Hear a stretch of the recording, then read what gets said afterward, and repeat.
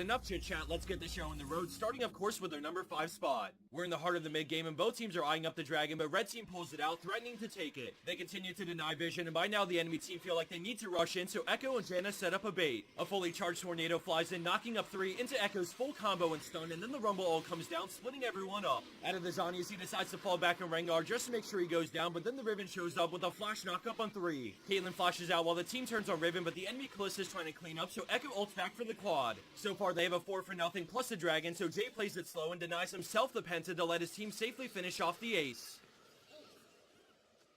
Coming up next, we have Virium on Shen with a massive play to save a late game team fight that goes horribly wrong. Right in the beginning, the enemy Lux lands a double binding, chunking Vayne and Gangplank, and sadly the Pyro gets deleted, but Vayne manages to get out. Now in a 4v5, they start to kite back because they think it's still winnable due to some of the enemies sitting at low health, but another double binding leaves Taric pretty screwed. All 3 of them are healthy, and they know the enemy team doesn't have much up because they use a lot in their initial engage, and then Vayne goes invis to juke and buy time. Panth gets a stun, and things are looking bad, but then Shen's taunt flashes, hitting 4 enemies, and hold up, let's see that again because that was a crazy angle and totally the fight-changing CC the carries needed to start gaining ground. Lee Sin goes down, followed by Lux and Leona, and before we know it, things have boiled down to a 2v2, and killing this Varus is crucial, so Shen gives him no room to breathe. Randy runs into an auto and taunt, gets the kill, and then he waits on cooldowns before slowly moving in alongside Nidalee for the 2v1. He opens with the taunt, which guarantees the spear from Nidalee, and after a little bit of scrapping, they both come out of this alive. They played this fight on the risky side, but hey, it's solo queue, and Shen definitely made the best of it.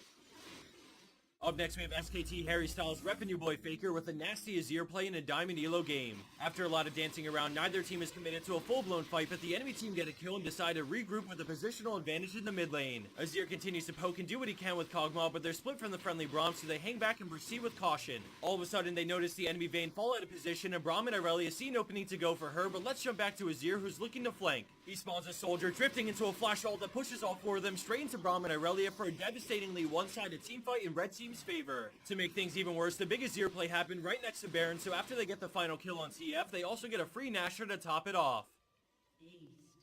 Something about Baron plays are so exciting to watch. There's always so much on the line, and we've all been there for the game throwing or winning Baron play. His team tried rushing Nashor with a disconnected Braum, so Victor didn't want this, but the enemy team capitalized, basically taking it off their hands. Nar's the only one left in the pit, but he's turning mega soon, so Victor carefully moves in, and then Nar gets off his dying wish, throwing them further into the pit. Chaos Storm and Gravity Field are down, but he waits on the stun, letting Baron attack them until he gets the steal, and then a nasty laser chunks their HP. He loses vision, but quickly finds Caitlyn, flashing in case of a hook, and now the chase ensues, but he's deep in enemy territory, so he plans to fight his way out. A laser puts Thresh in one-shot range, so he's ready to turn, but he keeps an eye on Thresh, quickly reacting to the flash hook by sidestepping and turning with Ignite. The rest of this play is basically spamming everything off cooldown, but because of kiting in the non-stop Blitzbane procs, Victor eventually wins the 1v1, acing the enemy team, stealing Baron, and saving the game, all while in a 4v5.